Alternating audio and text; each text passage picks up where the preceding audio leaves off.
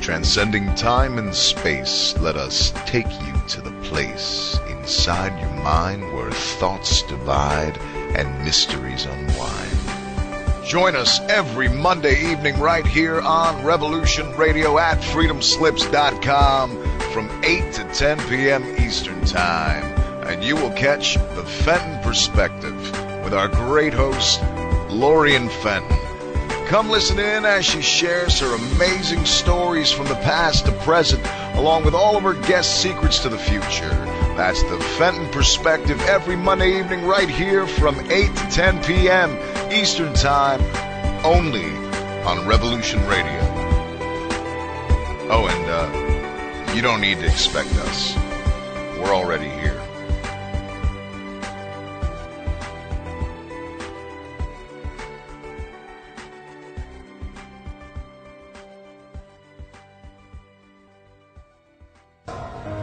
You have a choice, whether to be a madman or a bold genius.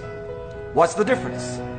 A madman is somebody who does the same action over and over and over for an unknown destiny. A bold genius is somebody who does the same action over and over and over again for a known destiny.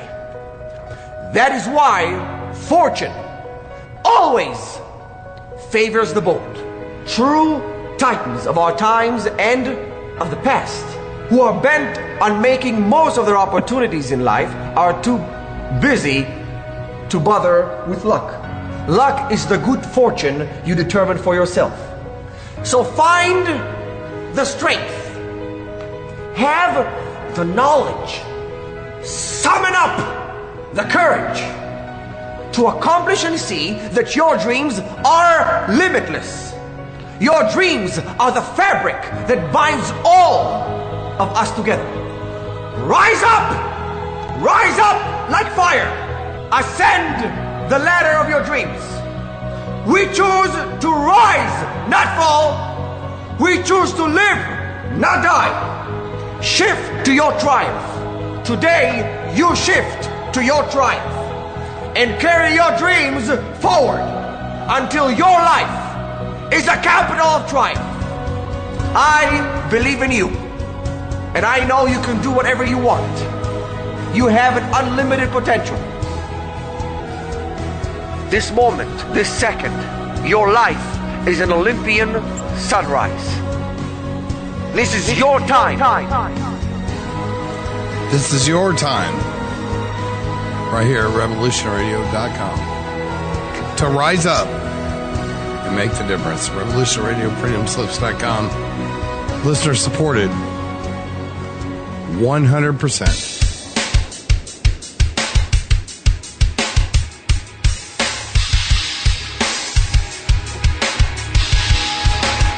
Enter into a world unseen on Raven Star's Witching Hour. You will encounter eclectic topics from the realm of spirit brought into our matrix of truth.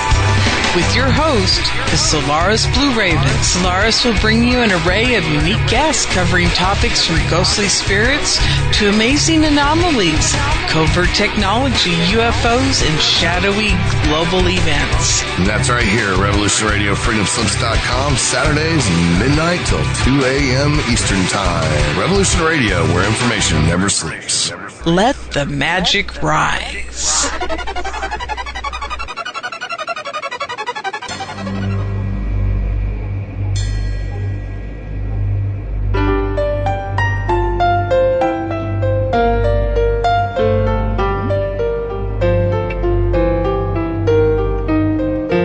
Did you ever feel that things were not quite right? That everything was just ever so slightly askew? Do you have, to paraphrase Morpheus, a splinter in your mind? If you're interested in hearing the latest information about UFOs, the paranormal, ancient cultures and structures, monatomic elements, longevity, fantastic discoveries in science, downloaded to your brain, then tune into us. Hi, I'm Dave. and I'm Mackie. And we are Shiny Side Out, Sundays 2 to 4 a.m. Eastern. See you then. Revolution Radio, freedomslips.com. You don't need to expect us. We're already here.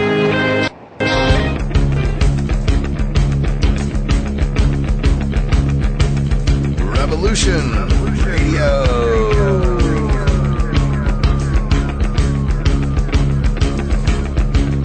You're listening to Revolution Radio, freedomslips.com, 100% listener-supported radio, and now we return you to your host.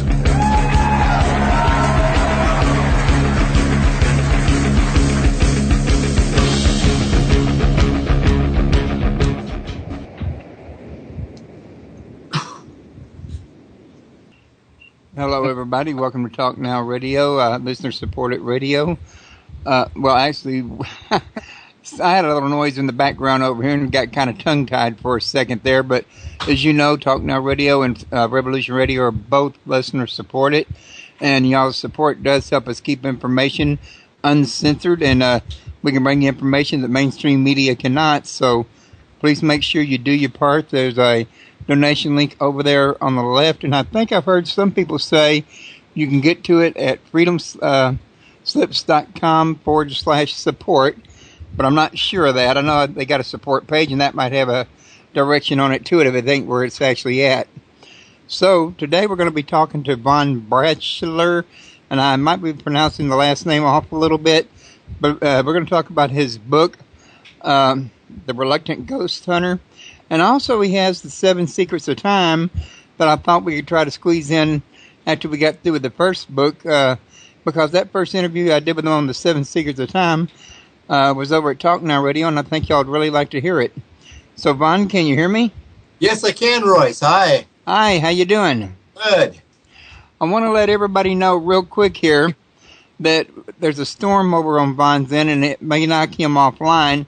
He has given me a cell phone number to try to reach him at in case something like this does happen. But just to let you guys be on notice that there may or may not be some technical difficulties during this show. So, Von, you want to tell us a little something about what kind of brought you into wanting to write about the ghost thing? I mean, one book's about time travel and the other's about ghosts. They're like two totally unrelated subjects. Totally unrelated, I think. Well, this is something that I kind of suppressed. It was a very personal story. It's my own story.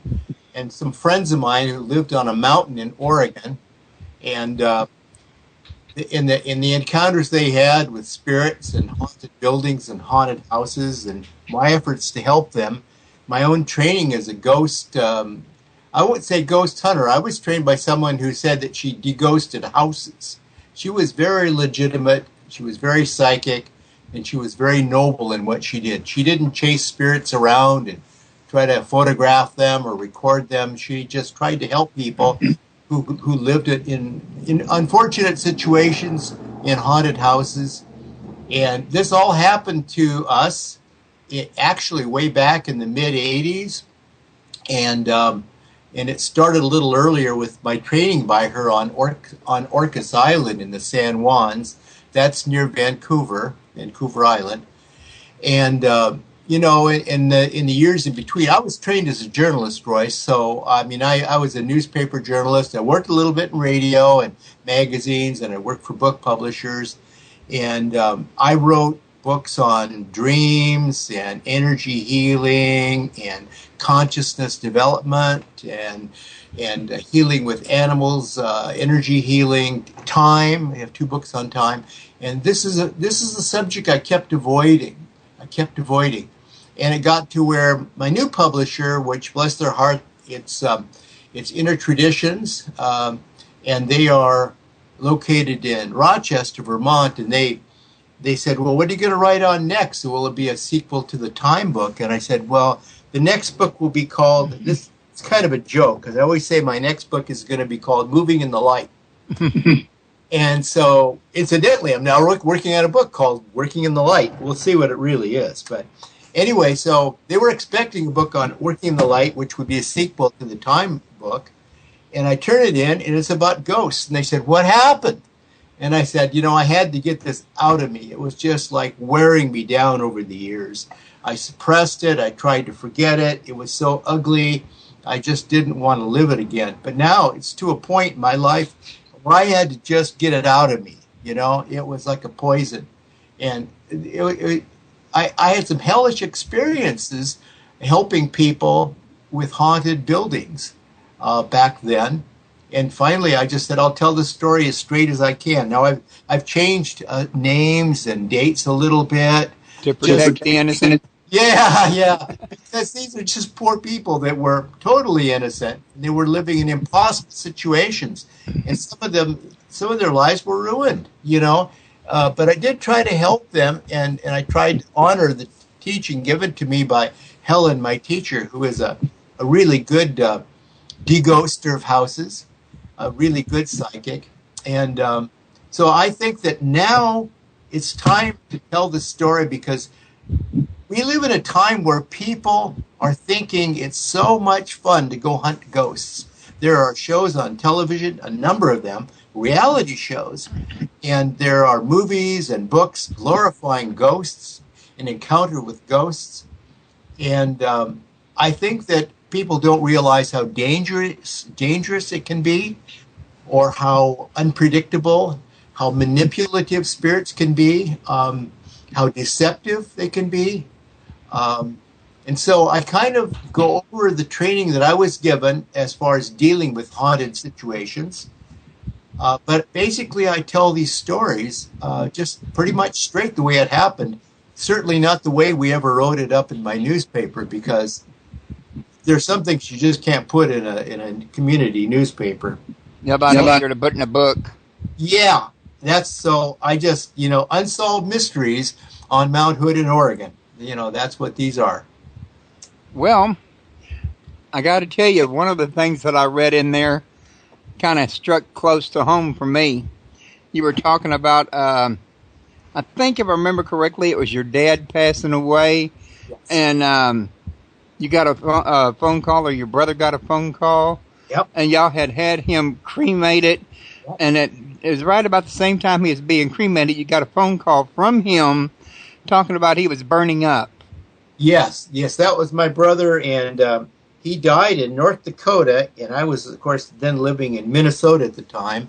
My sister was living in north of Seattle in Washington State, and my sister and my brother never really got along. They just fought like cats and dogs, and it never really got better. He got sick and he died, and I guess he died pretty much and lay dead in his house for a couple of days before being noticed.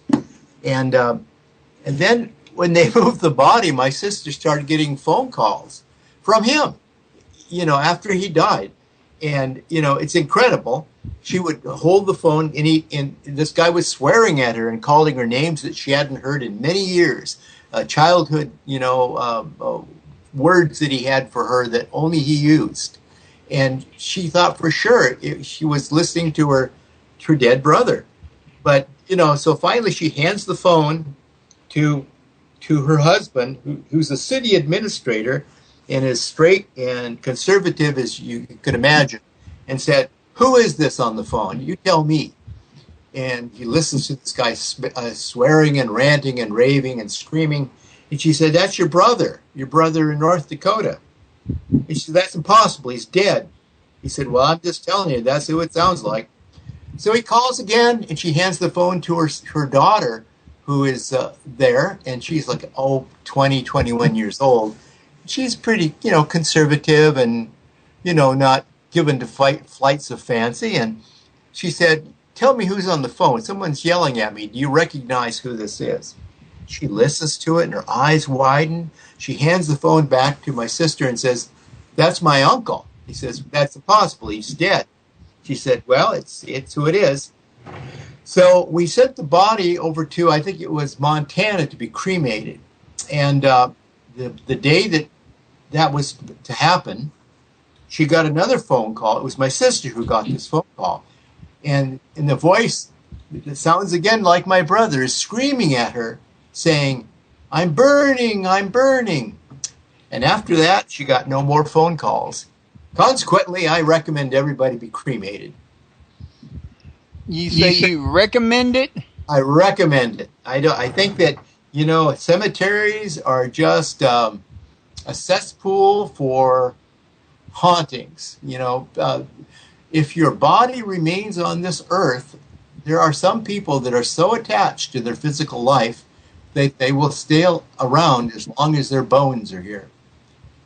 Well, I can kind of understand that, Bon, but at the same time, one of the things I've often told people is I would not personally want to be cremated, because what if your conscious awareness is still inside the dead body and you're actually feeling that horrible pain of burning, kind of like you say your brother described when he was calling. I mean, you say you recommend not being cremated, but would you want to go through that yourself?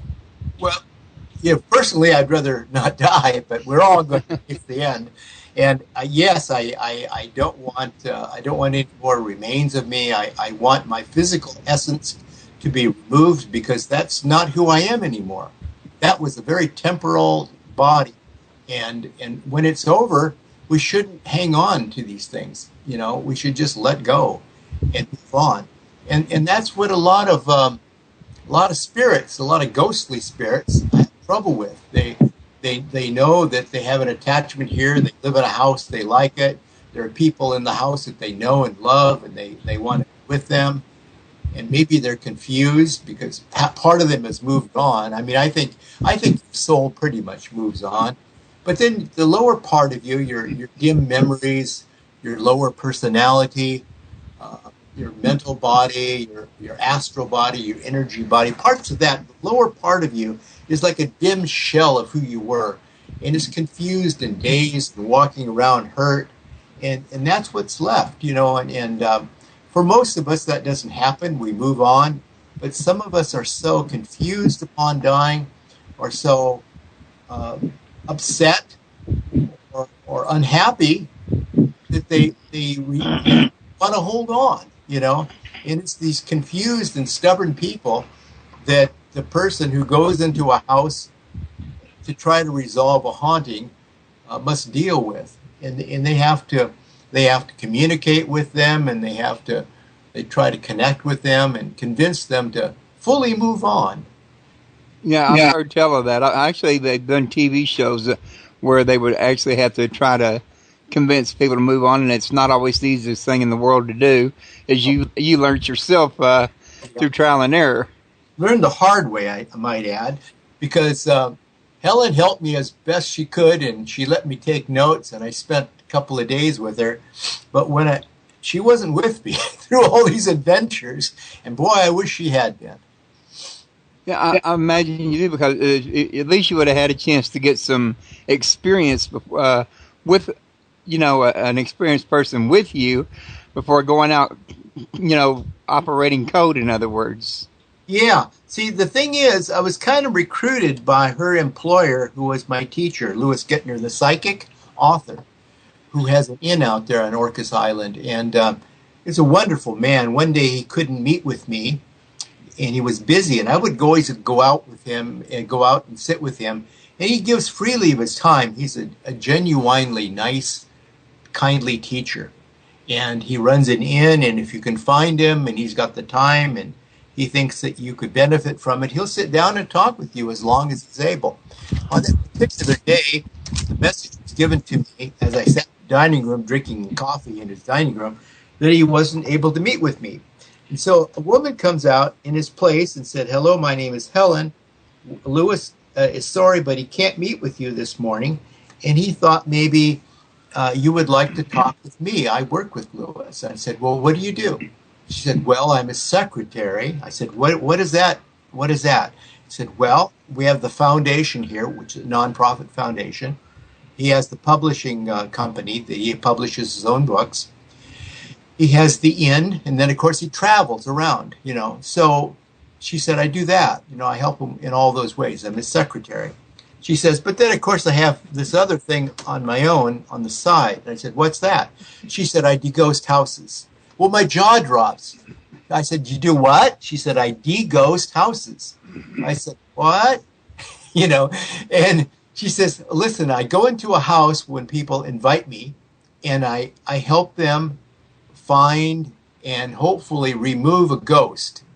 And what I do is I quietly make contact with them, and I communicate with them, and I encourage them gently to move on. And I tell them it's perfectly natural. They know how to do it. They're just reluctant, stubborn, or confused. And now is the time to move on. Sometimes they don't even realize they're dead. They're in denial, and they'll be sitting on a sofa. He says, typically I go into a house and there'll be an old lady, kind of a shadow of an old lady, sitting on a sofa with a handbag and a hat and her coat on, like she needs to go, but she doesn't know where to go. I'll see a man, and he's holding his hat, and he's got a cane, and he looks like he's ready to go on a trip, but he's just sitting there, you know, hesitant. And I just chat with him a while, and I say, it's all right. It's going to be all right. Now is the time for you to move on. And I say, is it really that easy? And she said, well, you know, it's pretty much that easy. She said, sometimes, you know, things go bad, but no, it's pretty much like that. Well, that was her experience. That was what she found, and she had, I guess, all the legitimate ghost hauntings to deal with, because she had never encountered anything like I found on Mount Hood. When I got there, now I had in the past been able to see ghosts or sense ghosts or hear ghosts. Yeah, I would go into a room and I would feel a chill, or I would hear something or see something out of the corner of an eye. Sometimes I'd straight on see them. And, you know, a lot of people can do that. And ghosts kind of determine when they want to be heard or seen anyway. So I'm sure there are times that I was in a building and it was haunted and I didn't notice it, but many times I'd seen it or heard ghosts, and so I'd had a lot of experience. But as I told Helen, you know, I can see ghosts, but I've never known what to say to them. And she said, well, you know, you have a golden opportunity to help them move on and to help the people whose houses are haunted by these ghosts. She said, I'm not saying you should do this like as I do, but now at least you'll know in the future if any friends or neighbors need help and they ask you, you'll be able to help them if you choose. So I thought, well, okay. So I go up there and I move back to Oregon, and I'm working on the community newspaper, and I start running into people who have ghostly problems, and they're asking me to go in and do something. And I say, yes, I have been trained to do this, but if you really want me to do it, and I followed her example to the letter. But I found out the hard way that not every house you go into that claims to be haunted is going to be inhabited by somebody's dead Aunt Ruth or Uncle Homer. It's going to be different every time. A lot of times you'll encounter people who had actually lived and died in the house years ago, and they've been there so long, and they're so stubborn or confused that they will not listen to anybody. They don't want to acknowledge you. They don't want anybody to find them. They don't want to be confronted. They're just stuck there forever, which is sad. I mean, they're stuck in time and place, in a sense. They're reliving out this thing in a very confined area, and they haven't fully moved on. And it's, on any level, spiritually thinking, it's really sad that they're stuck like that. So, you know, naturally I would try to help, but it's not always that simple. It's not always somebody's dead Aunt Ruth or Uncle Homer. You know, it's very often it's something that's somebody the family that lived there now never knew. Yeah, there's that. And as I found out, sometimes the spirits that inhabit buildings and haunt buildings aren't even remotely human. They've never lived on this earth. You mean demons? Possibly. I think that's a little more rare, but I think there are other spirits out there, other dimensional beings. I don't want to get too far out here because I don't like to get into the UFO stuff. My My philosophy with the UFOs is kind of like what it used to be with the ghosts. I don't bother them, and they don't bother me. I mean, I've seen flying saucers, but unless they come here, grab me, and put me on the ship and give me the anal probe, I'm okay with saying they can fly around anywhere they want as long as they don't bump into my house.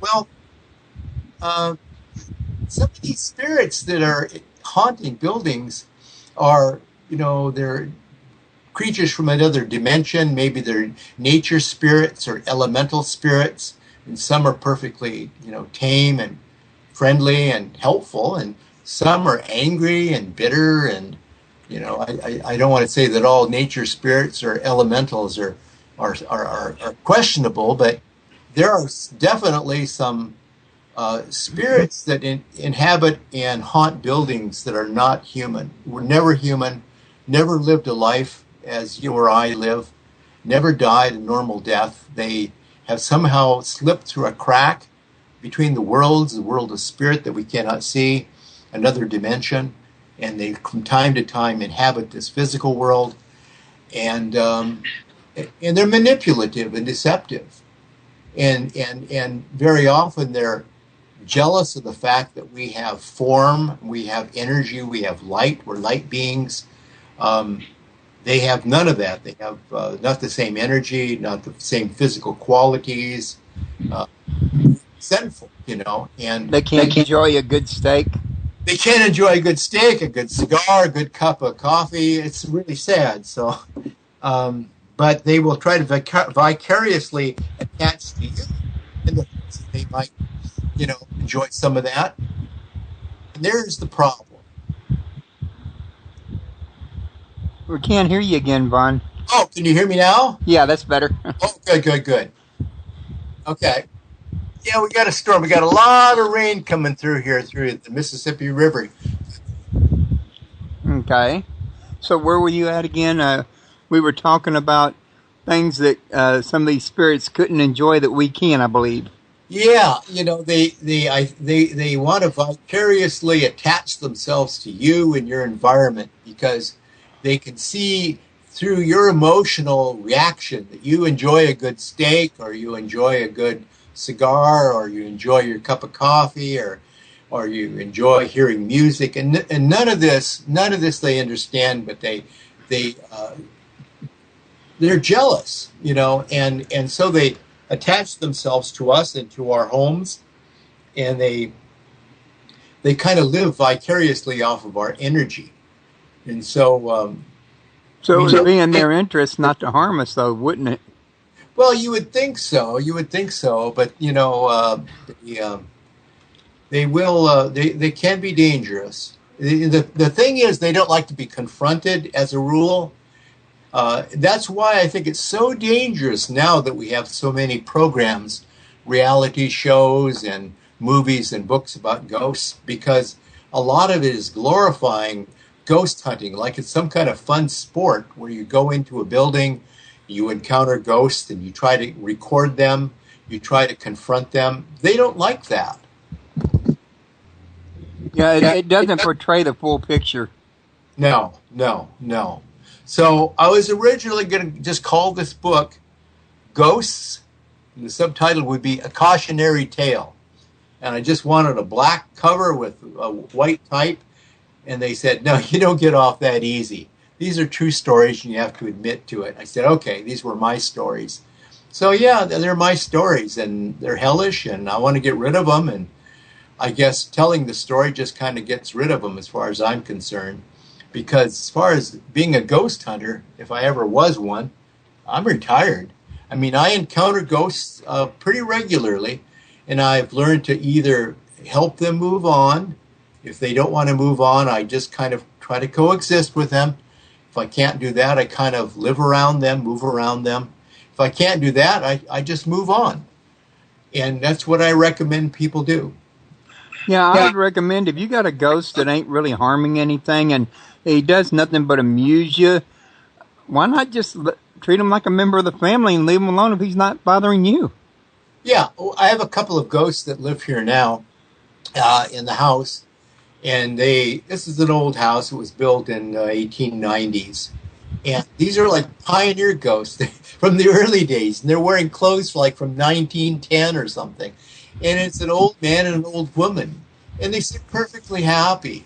And they seem to actually enjoy the fact there are people living in the house. And they're happy when we paint or clean the house. Or put out a new carpet. They smile at us and watch after us. I mean, they're not at all harmful ghosts.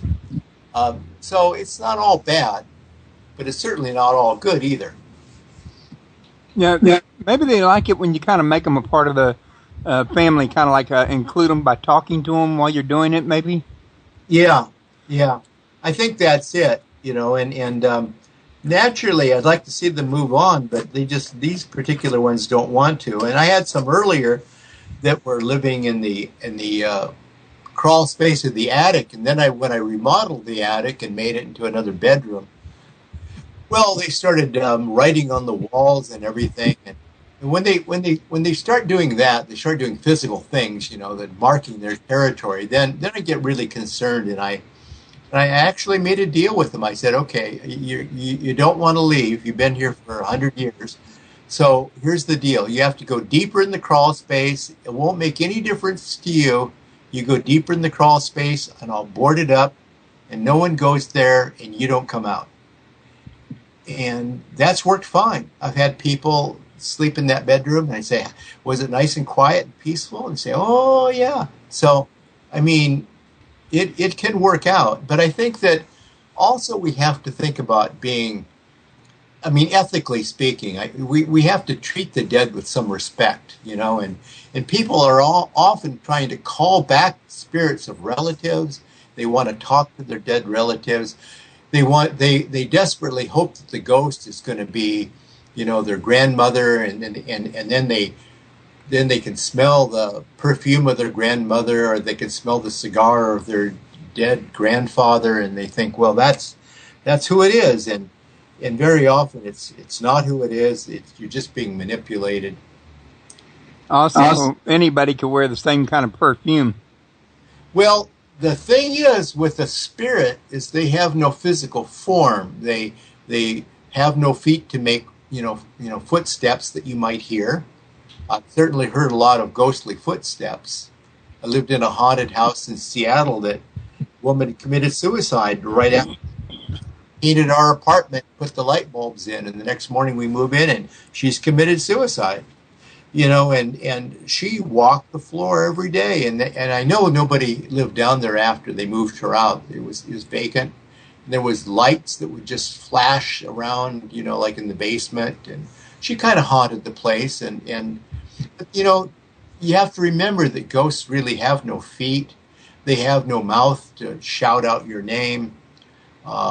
They have no odor, they have no physical form, but they project thought forms. And because they're projecting thought forms, they can imprint on your conscious mind whatever they want you to think. They can make you think you've seen your grandmother, or that you've heard your grandmother, and that's they can make you think you heard the footsteps. And they can also project exactly what they want on recording equipment. So I think that so-called ghost hunters that go in with recording equipment get pretty much what they want, or what the spirits want them to think they have. So it's unreliable, and yeah. Not exactly what you'd use for prophecy. No, nothing prophetic there, no. Okay, well, I want to remind everybody, if y'all want to ask questions, you can call in at 347-688-2902. I forgot to mention that at the beginning of the show. Also, you don't have a web page of your own, do you, Vaughn? No, I'm not very good on the computer, Royce, but I've got this little thing on Facebook. Yeah, I got Facebook and a little Amazon author page, and Inner Traditions keeps some kind of little thing for me. So right. Yeah, but I don't know how to do all that stuff. That's one thing I like about Inner Tradition is I have all the material I need for the promo right there on their site. They're really great. I used to work for one of their rivals, and I used to think, my goodness, they've really got it together, and they really do. If you ask me, I would say that Intertradition and Warwick and Associates are two of the best marketing companies out there that are helping authors, especially in alternative material. Yes, they really understand. The important thing is getting the information out. That's the important thing. I mean, which is kind of hard to do because some of your more mainstream don't want to touch everything that's out there, in other words. Yeah, that's why I was really pleased they did this book, because it's not like my normal how-to book, although I talk about the training I've received and what you might bring to a haunted house situation, tools and things. But it's mostly just, it's like a narrative suspense story. It just happens to involve me and my friends. Yeah, I was noticing that it was more like a sharing of your experiences when I was reading it. Yeah. It's kind of like a diary, except I don't keep a diary. So It seems like what you found out though was, although Helen taught you she did the ghost removal, you never seemed to match the teacher. Never matched the teacher. Never. Well, the thing was, she had all those legitimate ghost situations where it was somebody's dead Aunt Ruth sitting on the sofa. And so, I mean, she's doing the real ghost haunting thing. And I kept coming over. It's probably largely where I was living. I was living in kind of an enchanted forest. I should describe the setting so people will understand. Mount Hood National Forest is an old-growth forest. If you think about Oregon and all the trees that are in Oregon, there's some really old forests. Well, on Mount Hood, the National Forest has some really old and tall trees, and there's moss covering all of them in lichen, and it was truly enchanted. I mean, the children would tell me that the trees would talk to them. I had a neighbor who said that he wrote a number of children's stories, and he wrote them under the name Omar. And I said, why did you pick a pen name Omar for your children's stories? And he said, oh, I'm not Omar. He said, I'll introduce you to Omar. And we went over to his house, and outside there was a big log sitting in the front yard. And he said, sit down. We sat down on a log, and he said, this is Omar. He said, I knew Omar when he was a tall tree, and he fell down, and then he started telling me stories about children that he'd seen. He told me real stories. So there were also like nature spirits up there. I mean, it was a very enchanted area. There were Native Americans that would summer in the area where I lived. It was a very popular place for the Native American spiritual gatherings. There was a flood in which many Native Americans drowned on the Salmon River where I lived. I lived not too far from a place called Sleepy Hollow. It was Sleepy Hollow, the legend of Sleepy Hollow, the headless horseman, isn't it? Yeah, it was truly an enchanted area. And so, I mean, I have a Sleepy Hollow story in here in my book too, of a chapel in the woods, which was pretty enchanted, and there were a lot of legends of what happened inside the chapel in the woods at Sleepy Hollow. But that's kind of the area where I lived, and so those were the kind of spiritual encounters that people were reporting. Now, there probably were other people in town down the mountain who had like regular ghosts like Helen, but the people I knew lived up on the mountain, and they had all kinds of strange activities, non-human encounters. So that's what I was getting. So if you had to change the locale, you might have had better luck. Yeah, I tell a story in there about a woman who came and asked me to help her find her missing sister who had moved there from Portland, and she was wandering around trying to find herself, and she was kind of at an odd's end, and she ended up in this chapel in the woods at Sleepy Hollow, and she called on these people, and then after she visited the people who lived in the chapel in the woods, she disappeared. And then shortly after she disappeared, she and her sister went up there and started looking for her. And so I meet her sometime later, and she said she was living with someone around the corner at a house near mine, and and she asked if I knew anything about her sister. She'd been looking for her. And then she said that she just recently got a phone call from her. And so she knew only two things, that she came up there and she visited this place called Chapel in the Woods, Sleepy Hollow, and she got a phone call from her. I said, what'd she say in the phone call? Why didn't she tell you where she was? She said she was incoherent. She was screaming and saying, help me, help me, help me. Well, we later found that her body was in it had been decapitated and the blood removed, and she was submerged and floating around a lake near there. And after they finally figured out who it was determined that she'd been dead for some time. And so we could only conclude that her sister was getting ghostly calls from her dead sister, because she clearly died before she called her. So, I mean, there were all kinds of strange encounters on this mountain. So people say, you seem to really like it there. Why don't you move back? Well, I liked it there, but it was also scary. I can imagine so. Do you have the show on over there on your webpage? No, I don't. Oh, yes, I do. Should I cancel it out? Yeah, I wouldn't try to listen to the show while we're talking, because when I speak, you know what, Bon? We've been off the air and have not even known it. And my wife was trying to tell me, but I couldn't see anything was wrong. And now I see what happened. I got disconnected from Revolution somehow. Oh. But I'm back on now. Okay. I mean, she kept saying, I can't hear. I'm like, I don't know why you can't hear. We were live on the air just a minute ago. Everybody heard me a minute ago. And I guess what I didn't know is what happened. I don't know. I mean, they can be. I used to tell people that don't worry about these spirits, because they have no bodily form. They can't strangle you. They can't shoot you. They can't kick you. They can't bite you. There's nothing they can do to you physically to harm you, just scare you. And don't be scared of them. Just ignore them. They hate that. Just ignore them. But the fact is, we really should be frightened, because some of these aren't what they seem to be. Right. Some of them can be dangerous, and if provoked, they can be extremely dangerous. So ghost hunting is not a sport, and it's not always safe.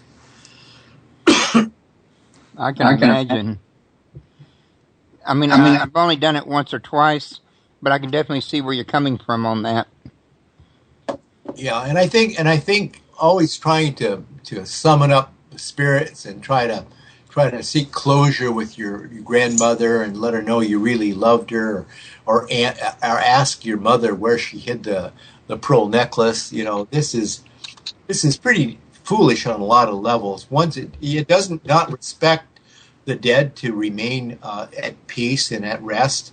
It doesn't honor them spiritually to move on. Kind of enslaves them to here and now and being called back all the time, which is very selfish on our part. And also, it's very unreliable, because you might be trying to speak to your mother who passed away, and you miss her terribly, and you call on her, and you think you found her, and really you haven't. You'll be deceived. Someone will sound like your mother, look like your mother. But she won't be your mother. It won't be your mother, because once again, they're sending thought forms, and they're imprinting on your consciousness exactly what they want you to see and hear and think. So it's not reliable. It's not reliable, and it's not safe. Which brings me to the natural question. Is there a way to know the difference? Yeah. I think there is. Now, a lot of people, when they first lose a loved one, that loved one, it might even be a pet, your dog or your cat, will come back and visit you briefly after passing on. I mean, I had a roommate who died at a young age, and she she came back and played with her cat, and I watched that, and I thought that was so sweet. It didn't frighten me. I'd seen ghosts before. And then the next day, in her bedroom, I could hear the stereo playing. And then her parents came and removed the stereo the next day, and then after everything was out of her room, I heard the stereo play again. But she obviously had an attachment to the house. But then after a few days, once again she was cremated, and I went to the cemetery, and I heard inside my head her voice very distinctly, and she said, "You will not find me here." She said, "Vaughn, you will not find me here." And I thought, good for you. You moved on. You get it. You love the cat, you love the room, you love living here, but you have to move on. But to answer your question, Royce, I think that when we lose someone who is dear to us, very often they'll visit us briefly in some way or another shortly after they die, and I think that's legitimate. When my father visited me shortly after he died, he came and tried to convince me he wasn't dead, and then he laughed and he said, "Oh, I'm just having fun with you." And he says, I read that in your book. I like to bust it up laughing. That was so funny, because my dad would rarely make a joke, but when he did, he put a lot of thought into it, and I thought that was just terrific. Yeah, had you thinking you died. Yeah, he says, "No, someone died here." He says, "You're a little confused, kid. It wasn't me who died." I scratched my head. He said, just messing with you. He says, "Goodbye," So they come to say, one last time, to say goodbye. So that, I think those are legitimate ghostly encounters, and you can pretty well trust them, because that's the way it would normally work. They don't always come and have a conversation like my father did. But very often you'll hear your dog or cat jump on the bed at night. Vaughn, that's that music killing us as they're going to break time. Okay. So now's a good time. You need to make a pause for the cause or get you some water. I'll be waiting here for you when you get back. Okay.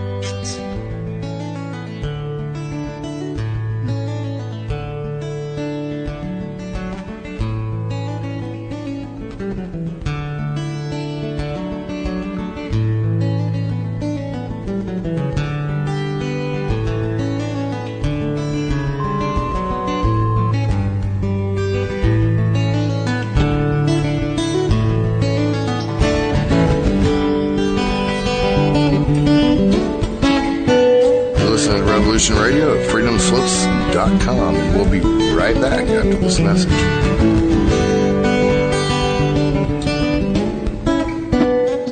Who are you? I am the architect. I created the Matrix. I've been waiting for you. Why am I here?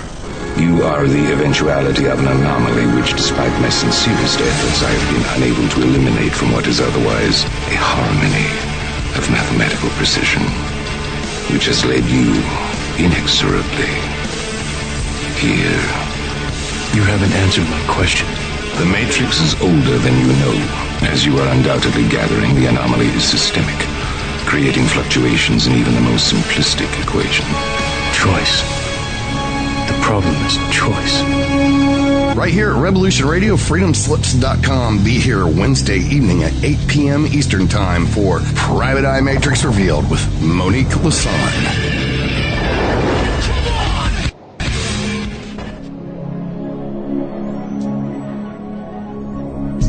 Ladies and gentlemen, can I please have your attention? I've just been handed an urgent news story, and I need all of you to stop what you're doing and listen.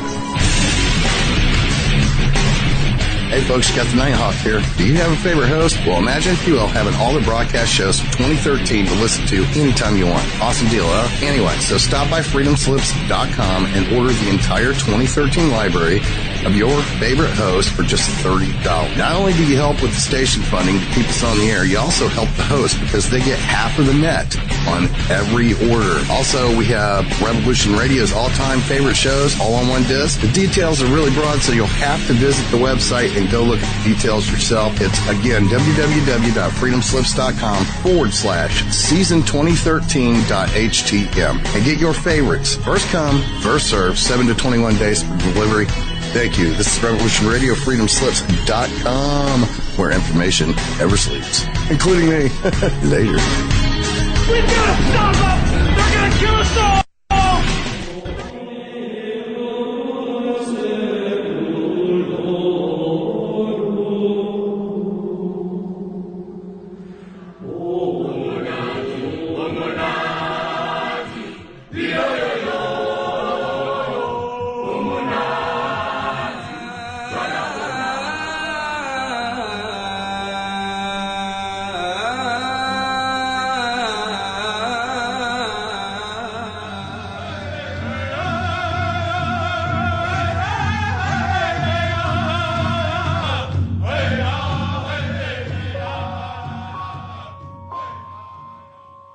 Join Revolution Radio every Wednesday, 8 p.m.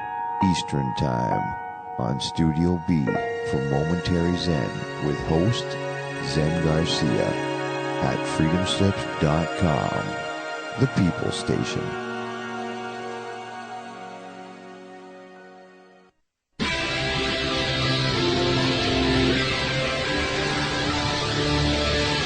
He wants a challenge. Let's give him one. The voice that whispers in your ears are the screams that you fear. The mind you cannot defy is the heart that rules mankind. The people who made you are the gods that will save you. I am Steve Travesty. I am the voice. The ghost in the machine. Ghost in the Machine. Tuesdays, 8 p.m. Studio A. Right here, Revolution Radio, freedomslips.com, where information never sleeps.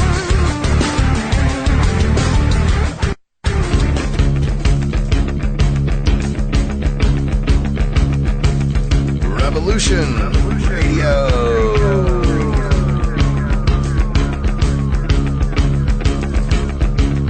You're listening to Revolution Radio, freedomslips.com, 100% listener-supported radio, and now we return you to your host.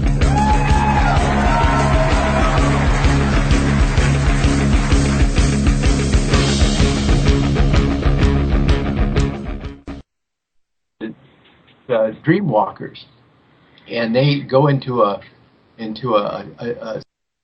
my goodness. Okay, see, now you're back. Okay, so yeah, I thought I would need to be connected to the studio to talk to you. Yeah, I don't know why we got an echo on my end, but I keep hearing an echo when I speak. Okay, so I'm looking at two things here. I'm looking at you, and I'm looking at Studio A Connect, and I did disconnected Radio Connect. I thought the other. Okay, now we know. Okay, sorry. It's going to be an interesting editing job here for you. It may be that Skype's having trouble is why I'm getting the echo. Okay.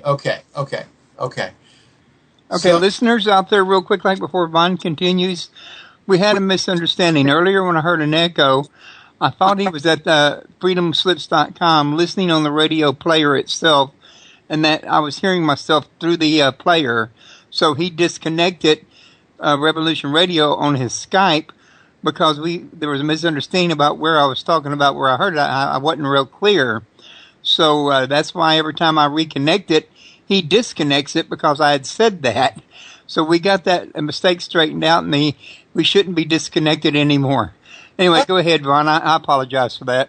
Okay. So my book is really about 7 secrets of time and time management and time travel, because you can't really talk about time without talking about whether time is fixed or whether time is fluid. So I talk about how time is fixed. It's fixed in the normal sense that we're right now talking at the same time, right? But this is an agreed upon social definition of time. So then this doesn't exist outside of our physical human existence. And then there's timelessness, which is where the mystics go. And they and timelessness, like the Native American dream walkers, the spirit walkers, they go into a deep meditative trance, and they go outside space and time, and they go usually in the past, sometimes in the future, and they go as a perfect witness, and they have a view of what their people need to know about. So they bring back those insights from the past or the future as a perfect witness, and then they report on that. So that's what they do. They leave in a consciousness body, in a meditative state, in a deep trance, and out of body astral travel. So this goes a little bit beyond normal astral travel, because they go not just in a consciousness body, but they bring many aspects of themselves, excluding, of course, their physical self, which is something else. And then we have in the East, we have the Samadhi mystics. Now these are Indian mystics who have practiced a form of yoga called Samadhi mysticism. And the Samadhi mystics, they also go into a deep trance. They have an out-of-body experience. And let me describe how deep their trance is. Okay. When there was I don't know, about 6 years ago, I think it was a Samadhi, not a Samadhi, but what do you call that? A tidal wave, a tsunami? Yeah.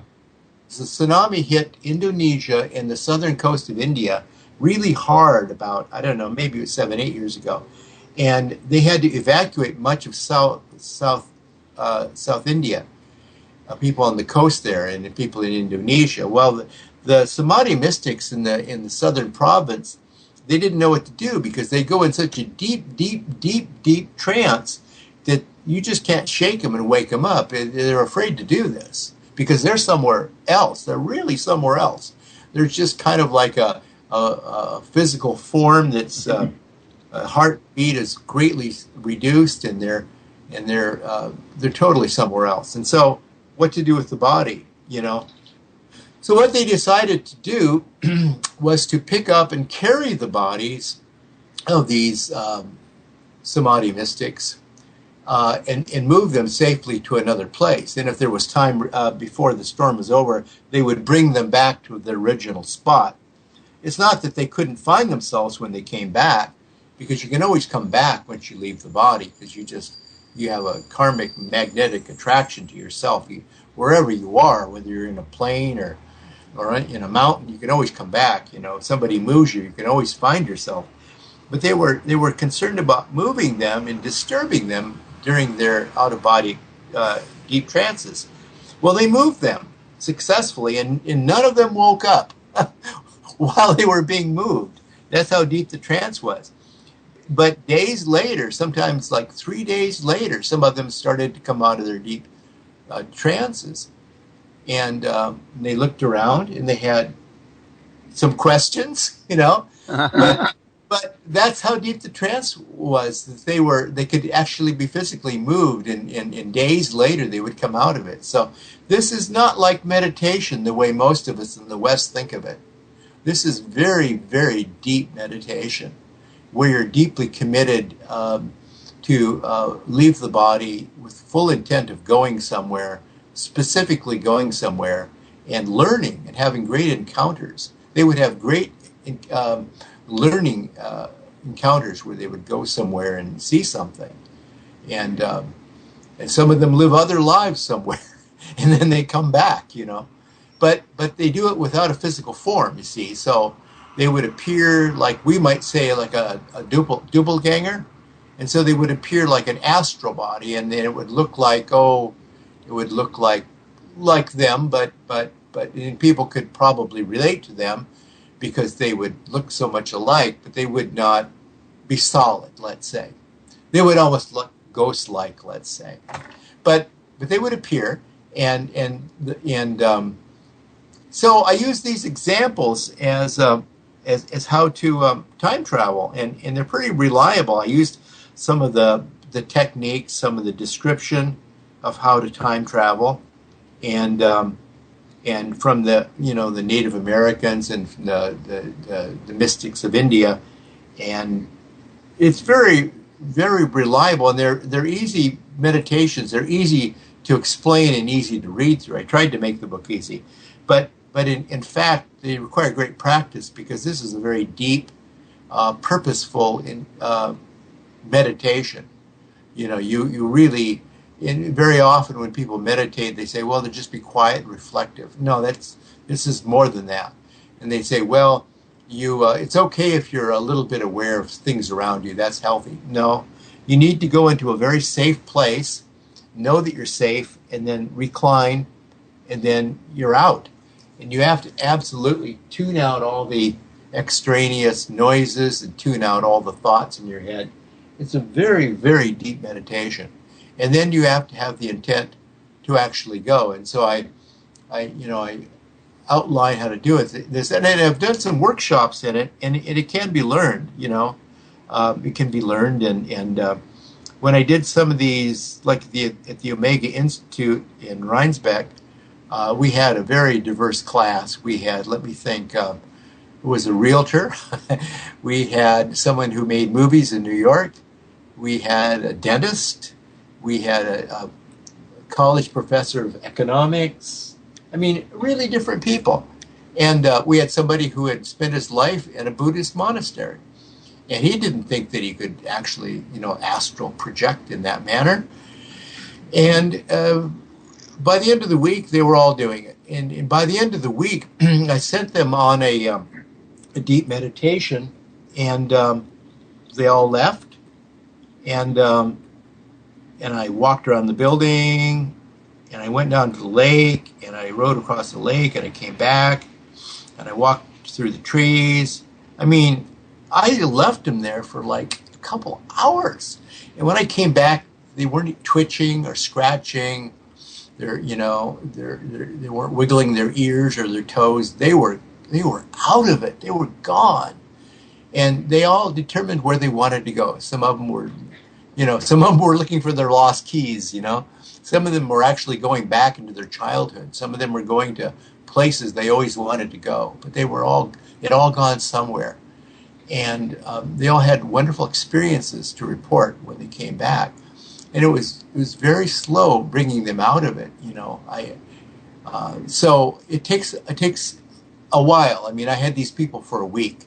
So, I mean, I do workshops where I teach this technique in an hour, but you can't master it in an hour. I mean, you can learn the elements of it, but time travel is for all of us possible. I always tell people, you will never in your life become a shaman. You will never in your life become a samadhi mystic, but every one of us can become a master of time and space. It is possible through these techniques. So that sounds fascinating, but the question I would have for it is, how do you know they weren't reporting dreams instead of actual experiences?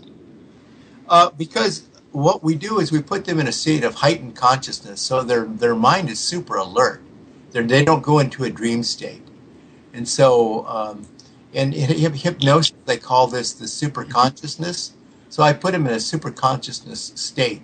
So their mind is racing a mile a minute, but their body becomes absolutely numb and it goes to sleep. So they're not dreaming. If a person wanted to use this here technique to get deeply out of it during the surgery, would he be able to do that? Yeah, and I do this when I go to the dentist all the time. I go to the dentist, and last time I had to have some impacted molars taken out, and it took a long time, and he was chiseling with a hammer and beating on my jaw and saying, "Is that okay?"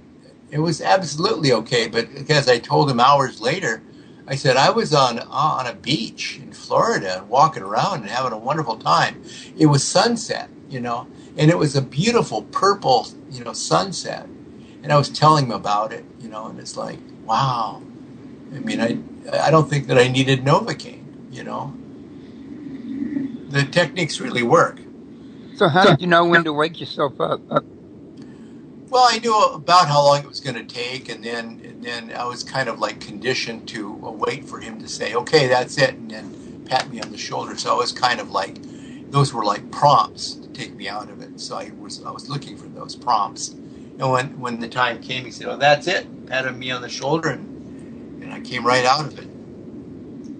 Okay. So what are some of the other benefits of doing this here you think you'd recommend? Well, finding lost keys. With the group there in Rhinesbeck, we spent one afternoon. I said, "Do you ever lose something? You're frustrated. You can't find it." And what they do is they meditate, and then what you do is you focus on that. You just feel that so intently, and then when you leave the body, you that's where you go. You start looking for that, and you find it.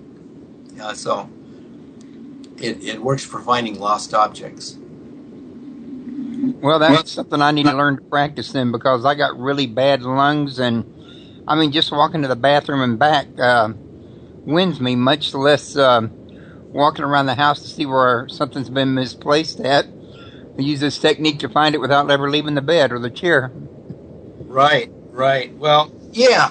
Well, then, back to the ghost book, I had trouble when I was living up there in Brightwood, Oregon, where there were times when, I would just ignore the ghosts that were in my house, and I prided myself that I could find lost objects, kind of techniques like this, but there would be times when I would put something like on the kitchen table, and then I would go out to the car, and then I'd come back to grab it, and it would be gone. And I'd tear the house apart, and I would tear the car apart, and I'd tear the yard apart. And then I would look places I hadn't looked, and then I'd go over everything again twice. And then the next day it would be right there on the table where I put it, So things do get moved around.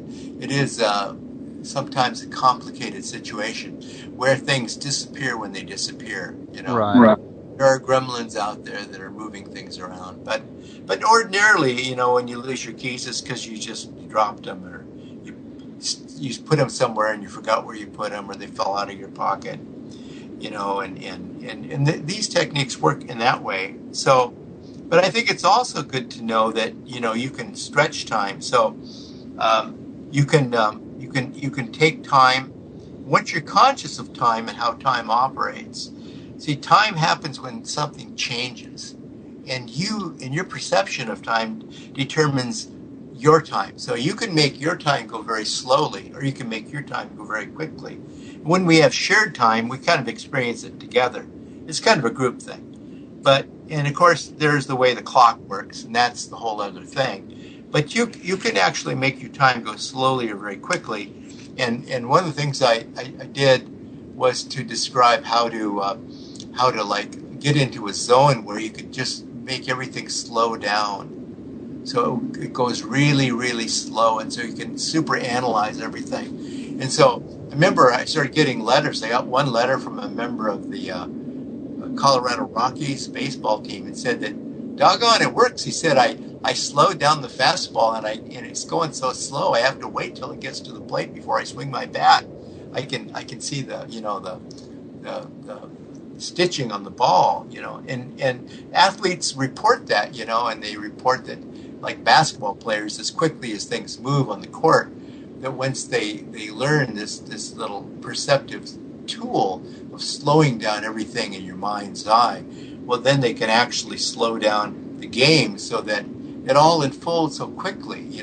People are cutting and moving and trying to get open and trying to screen, but they see it all. It's just like in slow motion. It's like, wow, So, but some of the greatest athletes have actually learned how to slow down time. You can also speed up time, but I mean, why would you want to? I mean, we only have so many clicks to the clock, right? So most of us don't want to do that unless we're at a really boring, point in our lives and we want to get it over with. I suppose that would work. But But you look at stretch time, and you can make a second last a long time. It's like I had an experience where I was in a car crash, and I think a lot of people can relate to this car crash thing, because sometimes when you're in an emergency situation, it all seems to slow down so quickly. And I was coming down a hill, and it seemed like a bright day, but there was a lot of water that had accumulated at the bottom of the hill, and I had to make a sharp left turn. And I was in my little sports car, and I thought, well, I can make this turn. It's a 90-degree turn to the left, but it doesn't matter that I'm going 40 miles an hour or 45. It doesn't matter, because when I get to the bottom, it's a paved road, and I'll just crank the wheel left and turn.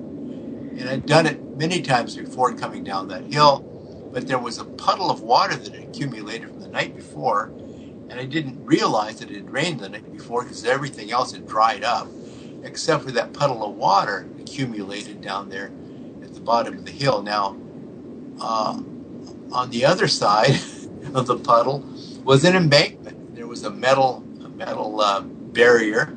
I was either going to hit the barrier and get smashed up, or I was going to go right through the barrier and off the cliff.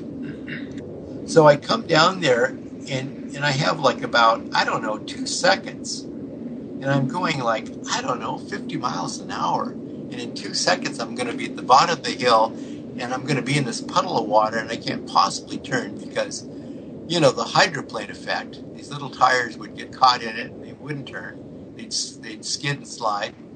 And I'd either go over the embankment or just crash into the barrier.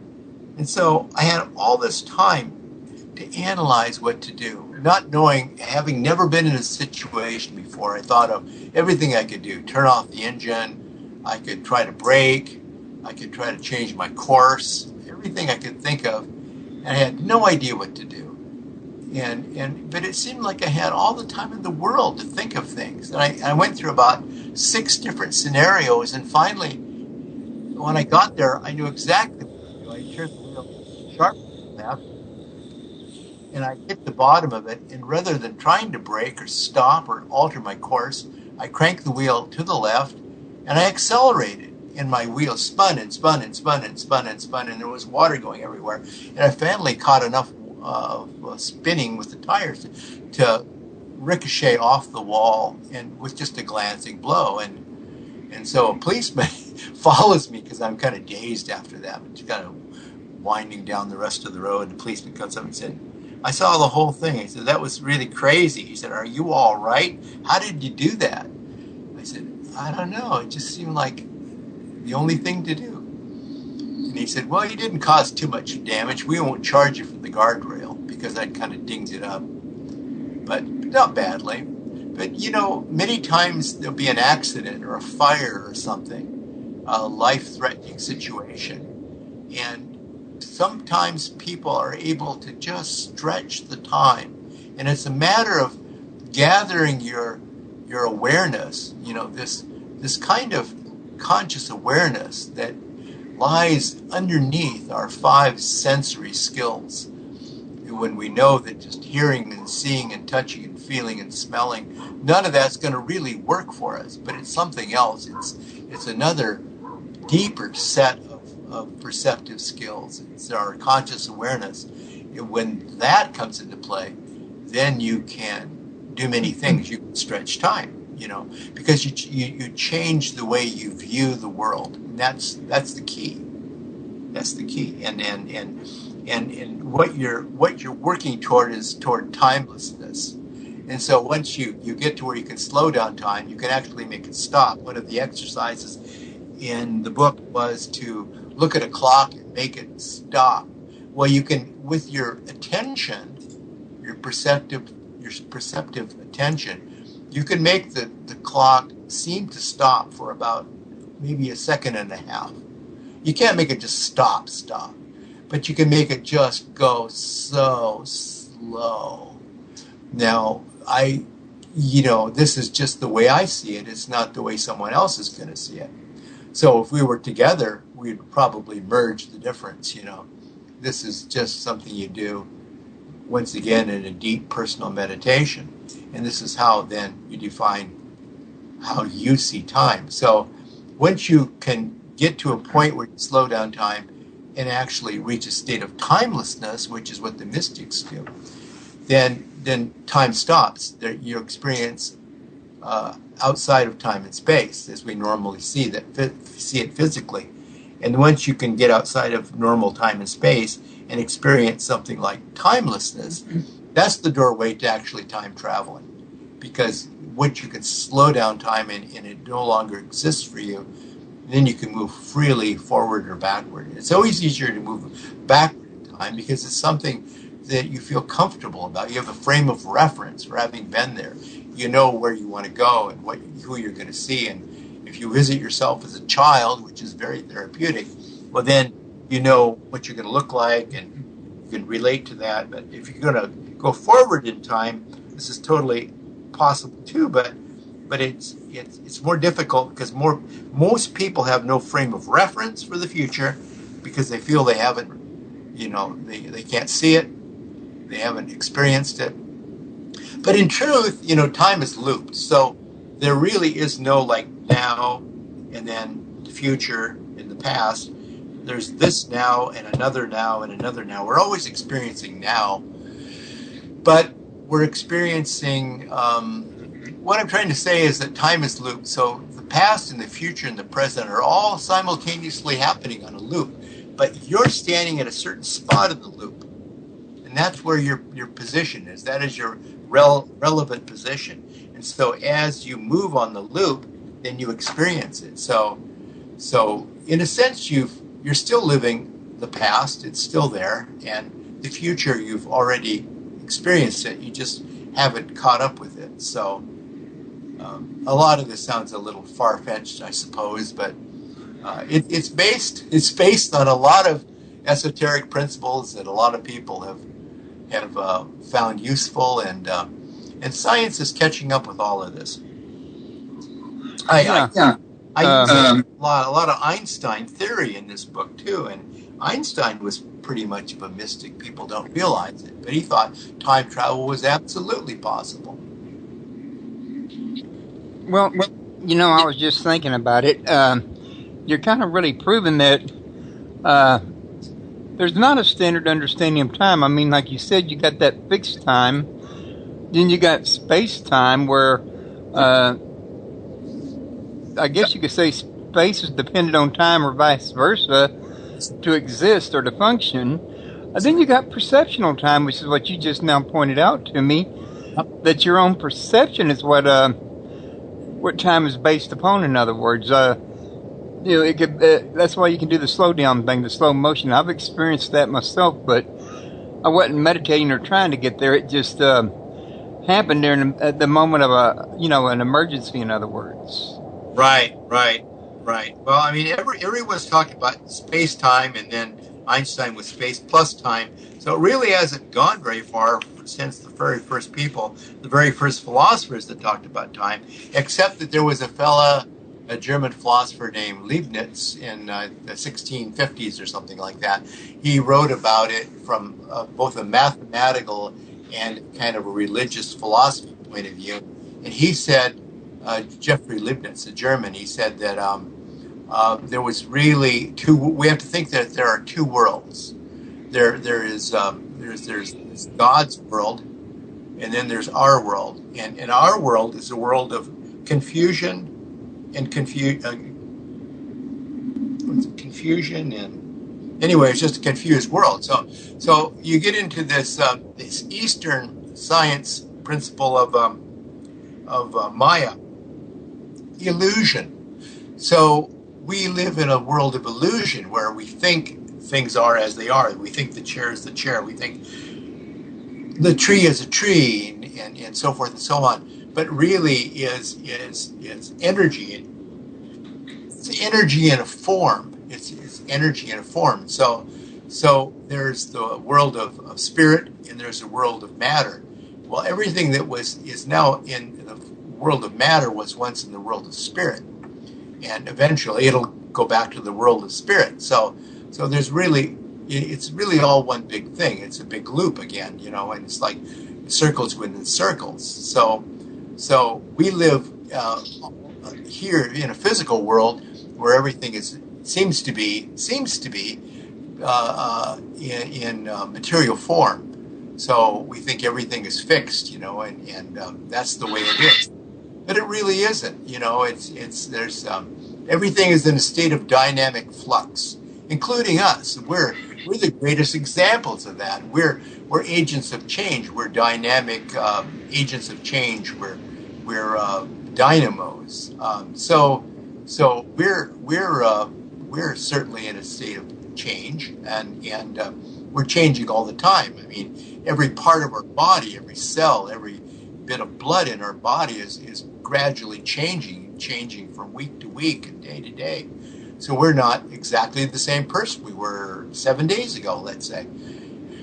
So, I mean, time seems to be a box. We live inside a box, and because time and space are so mixed up, we get this box mentality that we have to take it as it comes to us, boom, boom, boom, you know, in succession. But time is not linear. It is not linear at all. It's fluid, because this change is fluid. And once we become more involved in seeing change and the dynamics of change, we can understand that we're really not in a box. Sometimes you have to like crawl out of the box, you know, and examine why we have this boxed-in mentality. Kind of like a singularity? Yeah, that's it. Singularity. That's it. And that would be the eternal now. That's the eternal now. So, yeah. So, my third secret of time is that really time is energy. You know, that's pure Einstein, right? E equals mc squared. And then energy is actually opportunity, if you think about it. And then the opportunity is like whatever you make it. I just call that karma. So you know, the future is what you make it. You know, I mean, and the present is what you make it. And you're not in any way limited. You can make a lot of change in your life if you don't live inside a box inside your head.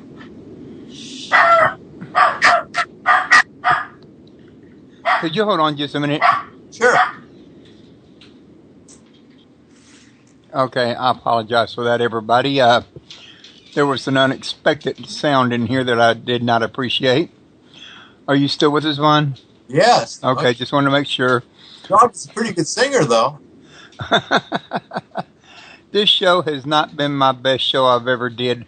But, Vaughn, I know you've been on my show before, and you know this don't normally happen. No. So, just having an off day here, and everybody bear with me. Y'all have heard my show before, and I know all the listeners know that this is not an everyday occurrence. So, let's muddle through this the best way we can. We've only got 30 minutes left to go after all. So, we were working on, I think it was number 3, weren't we? Yeah. Time is energy, is opportunity, is karma. So I think, you know, that is, I mean, it's how you use your time that's important. It's not that there's so little of it, because you can stretch it and you can condense it. I mean, once I learned this principle, I mean, amazing things could happen. I would have like 4 hours of work, and I could do it in like 40 minutes, because I could understand how to stretch the time. But I couldn't do it except I would be working alone. And I think that's because when you start to experience time in this way, you're changing your own perceptive awareness of time. But I can't change anyone else's perceptive awareness of time. And if somebody else is in the room and they're looking at their watch all the time, I just, you know, I'm going to buy into their whole mindset. So I don't think you could do it as a group. It's an individual thing, but that's life, right? Yeah, it does seem like sometimes a job will go faster than it will another time, and people often wonder why. You ever hear somebody say, "My, isn't the day flying by awful fast?" Or, "My, it seems like this day ain't never going to end." Yeah, and here's the funny thing, you know. I'm working on a new book now where it starts where I start getting these phone calls from this guy in India, and I don't realize that the guy in India is dead. I'm getting ghostly phone calls, but he's inviting me to come to India and visit him. And I realize this guy has written this book. He's written a couple of books on meditation, and in his books on meditation, he talks about the need to meditate in the morning, in the early morning light, beside running water, like a brook or something. And anyway, the point I was going to make is that not all time is basically light. We measure time as we measure time, as Einstein said to measure time with how long light travels. How long the speed of light, and so that would seem to be a limiting factor. If you wanted to experience timelessness or overcome time, you would have to travel faster than the speed of light. Well, I can't run that fast. I don't know anyone who can, but my mind can go that fast. I can send my mind around the world and back. And it's not just the human trait. Whales can do it too. I mean, they send their echoes all around the world, and they do it very, very quickly. It's mental power. It's consciousness. So when I know that there are people that have actually overcome the limitations that we see of time, there are people that have learned to control their consciousness and go outside the physical restraints of their body. Well, this man was telling me that there was a difference between the quality of light in the morning.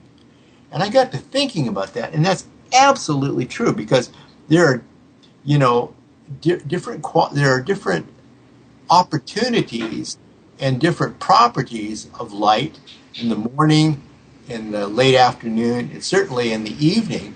We get, moonlight, and that has a different property. And so, there's a lot of, I guess, folklore and legend and old wives' tales about how you look at the phases of the moon, you look at the morning light, you look at the moonlight, and it's all very different. In the morning, just looking at this in a very practical way, the morning light is just full of opportunity, and it's very soft, and it's great for quick starts, and it has a different property to it. It has a different color, actually, as it comes into the Earth atmosphere, as it's bent on entry in a prismatic effect. You get a different color of light. So the color of light determines the quality of light, and there's a whole lot of metaphysical writing about the magical and mystical properties of light. And now science is actually measuring this too, that certain lights of different colors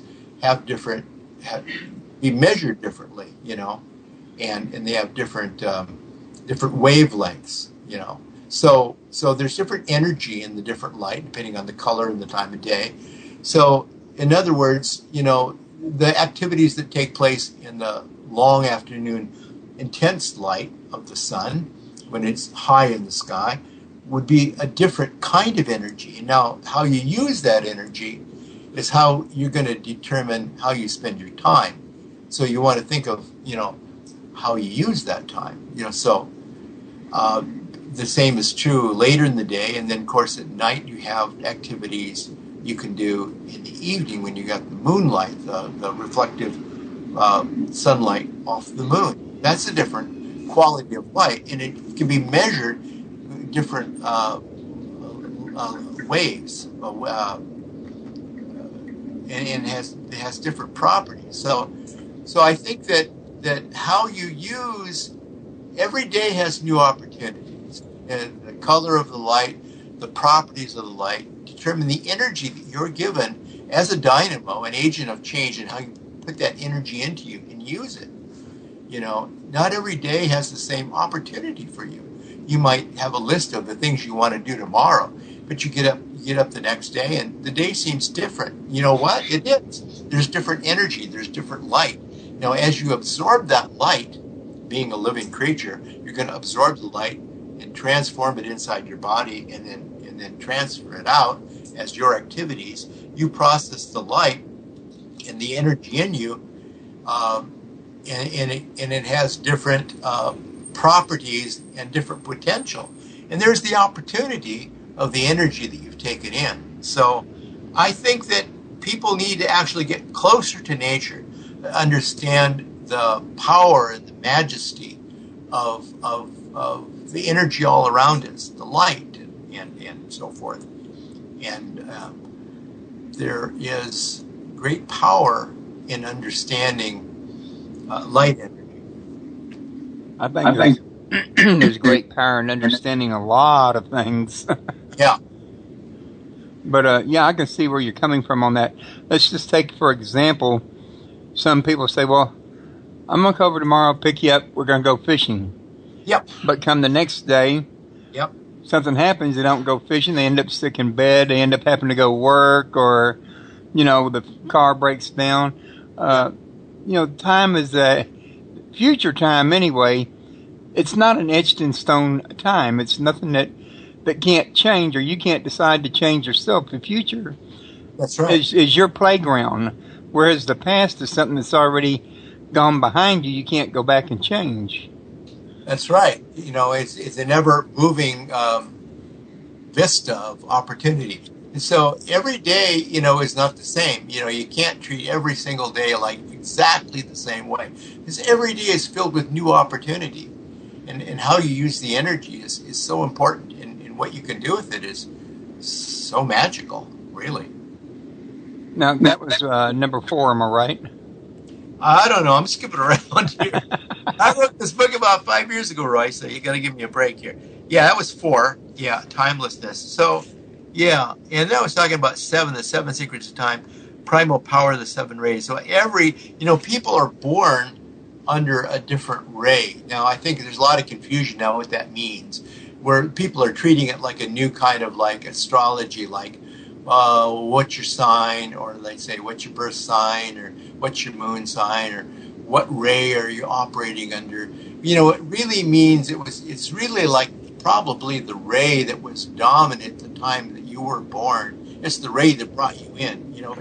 It's the wave that rode you into this world, that brought you into this world. And so you're going to have some affinity to the energy that brought you here. That was the wave that brought you here. And so, people will have an affinity for different, and you're not just one ray. You can be many rays. You can, in fact, I like to think we're all of us, all 7 rays, but some are more dominant. And so that determines kind of your personality, but not just your personality, what you're going to be doing, what motivates you, what is your driving ambition, and who are you, and what do you like to do, and what will you do. So that's the energy, the driving, underlying energy.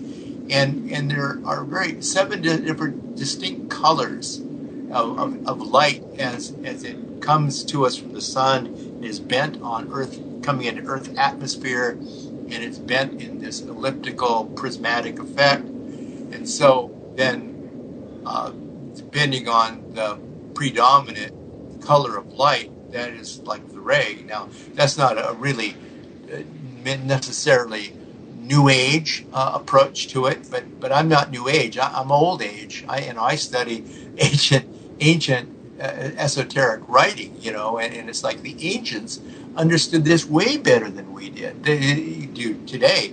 I mean, they lived according to nature.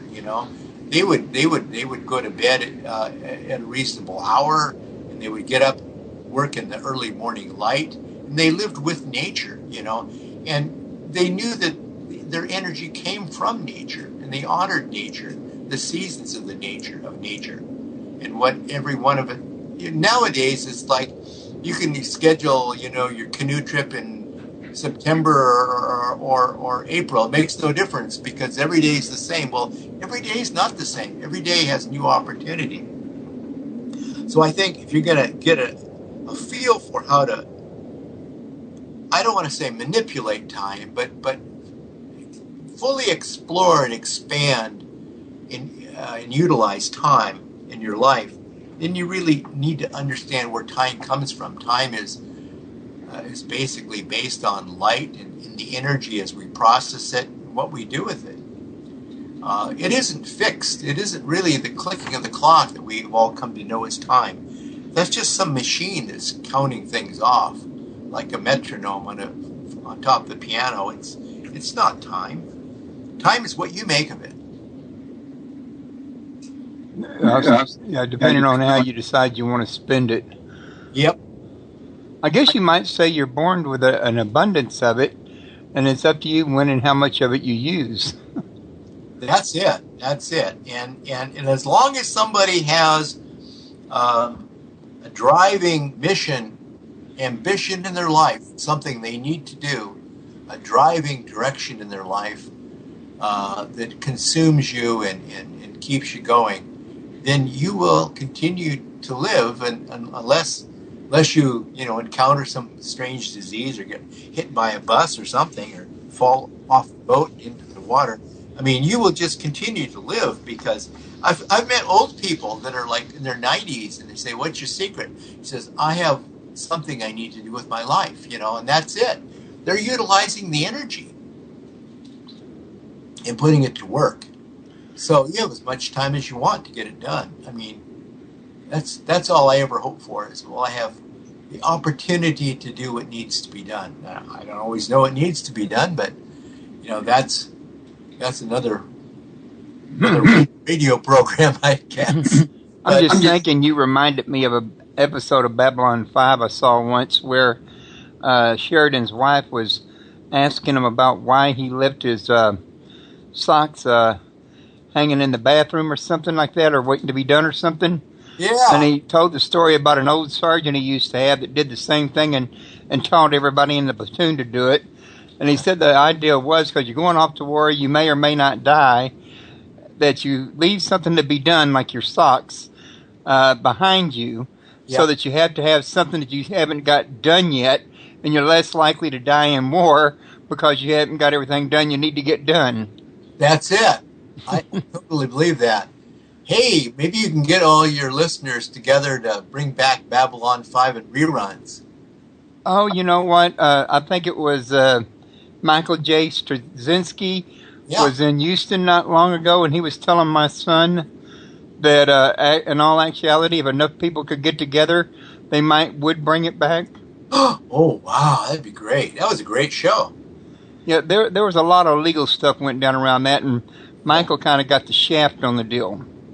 There's a lot of those good shows that you just never see again, and there's probably a reason why you don't see them. There's legal maneuverings and political legal maneuvering, and and the actors are the ones, or the creators, the directors, that usually get the short end of the stick. In other words, right. But I didn't know you was a Babylon 5 fan. I don't want to run out of time before I talk to you about this. Last time you were on my show, you talked to me the next day about coming back on my show again to do something like, say, what was it, some kind of readings or something for people? Or, I forget exactly what it was. Do you know what I'm talking about? Do you remember it? I don't remember. I think it was like if people had questions or something, that we could, like, answer their questions, or something like that. I can vaguely remember it. It was something like more interactive, like. Yeah, that's what I'm thinking. It was interactive. Yeah, well, then, while we're sitting right here in front of all these listeners can hear us, I'm pretty sure all I have to do is contact Vaughn, and he'll be ready to go. If y'all want to send me questions and that, we can bring them back on the air, and we can take care of your questions. Since I know y'all didn't call in and ask any this time around, which I know a lot of times you don't, which is, okay. Maybe a lot of you prefer to send them to me rather than call in. I don't know how people think. I will also say, if y'all want to come back on the 20th, we're going to have Vaughn back, and we're also going to have Anita Joe and Tenzo, the author of, it was a book about hunting. I'm trying to remember the name of it. I think it was Haunted Estate. And we're going to have Bill Bean back. Well, Bill Beans hasn't been on here, but he's been on my other show. And he's been to a similar experience as the lady over there. I can't remember the name of his book because it's been over a year since I interviewed him. But those two have a similar story to tell, very similar to Vaughn's, but they have different feelings about it than Vaughn. And I thought it would make for an interesting show, so all three of them have agreed to meet over here on the 20th at the same bat time, same bat channel, so to speak. So y'all might want to mark the 20th to be here. Maybe we'll have like a debate or we'll argue or scream or something. It'd be exciting. But I promise, Royce, next time I will not turn the sound off because I did a bad thing today. Well, that was my fault, but I'll be honest with you, I still ain't figured out what was causing the echo. Maybe you're just too close to your computer, in other words. Well, maybe I moved it back, but when you said there was an echo, I said, oh, they said do you have the program on, and I looked at that where it said studio, and I disconnected from the studio. Yeah, like I said, my fault. So yeah, I apologize for that. Because I could hear you, I thought you could hear me, and it's like I just don't understand technology. I guess I'm just too old or something. No, I was able to hear you. You was able to hear me. It was the people listening at Revolution that couldn't hear. Ah, okay. Well, we can hear each other. Okay, but hopefully they got most of that recorded. We'll find out when I check the archives in a couple of days. Now, before they tune in this here music and blare us out of here, you got any last minute thoughts or anything you want to share that I haven't thought to ask you? Well, I think it's regarding the fact that ghosts are all around us, and a lot of people that have moved on, they haven't fully moved on, and we don't all move on immediately. Some will linger around, and they'll say goodbye, and they'll take one last walk around all their favorite places, because once you're free of these physical restraints, kind of like we were talking about time and getting outside your body, you no longer, you can travel freely. You can go back to visit all the places where you lived and all the people you once knew, and then you move on. But it's sad. It's sad that people don't. Sometimes they get stuck. They get confused. I think it's extremely important that you prepare yourself on all levels for death. And I mean this not to be grisly or depressing, but you need to be emotionally and mentally and psychologically and physically and on all levels ready that when you're going to die, you're going to move on, because what happens, and this happens especially when there's an accident or a sudden illness or something, and people haven't had a chance to prepare themselves. They're confused and surprised, disoriented, or they refuse to admit they're dead. They're stubbornly hanging on, and those become the haunted situations. And sometimes they can't get unstuck. There are legitimate people that go in, like my friend Helen, and they actually get unstuck, help them fully move on. Sometimes not. They don't get attention, or they stay so long in that state that they're just kind of wandering around, the shell of a person, confused. So I always remember a book that a friend of mine wrote in Quest Books called Letters to a Dying Friend. And he worked in hospice. And he said, it's so important that we die in the right way. And I said, well, what do you mean die in the right way? You just close your eyes and you're gone. He said, oh, no. He was a student of the Tibetan Book of the Dead. Now, in the Tibetan Book of the Dead, they talk about being practiced and ready to make the transition from here to the world beyond here, which we all spiritually hope will be better, and it should be better. It should not be just more of the same, hanging around like a spot over a greasy grill. So he said you need to actually prepare yourself for the journey, be emotionally ready, and to internalize the concept that when you are physically dead, you recognize that you're dead on all levels, and then go. Because what happens is people are partly confused when they die. I mean, in some cases, if you've had a prolonged illness, you go through what Elizabeth Kubler-Ross once called the 5 or 6 stages of grief and dying. And when she was sick, she said, I'm not immune. I'm going through them myself. But you need to go through certain checkoff lists in your head that I'm going to die. I need to really move forward. I can't leave anything hanging around here. I can't be emotionally attached to anything. That would be them telling me they're ending the show right there. Okay, well, Bon, I tell you what, I've really enjoyed this once again, and I think you already know you've always got an open door here on my show, and I plan to bring you back on the 20th. I want to thank you for being here for us. Once again, you can find them on Facebook by typing into their search in Von Braschler, and you can find me at www.talknowradio.net. And I'm going to say goodbye, leave you folks with the breaktime music until the next host comes on. Y'all have a good one.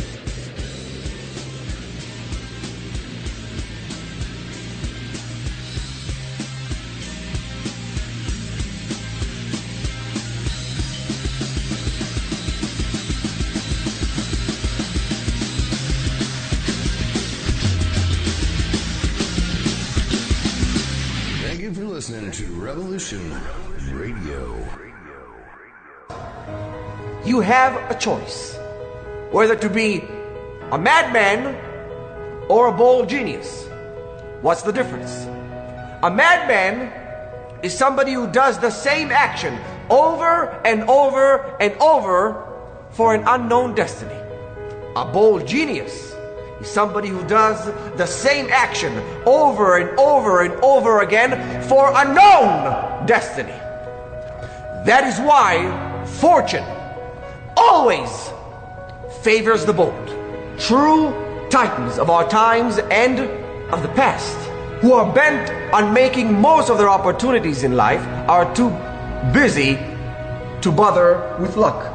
Luck is the good fortune you determine for yourself. So find the strength, have the knowledge, summon up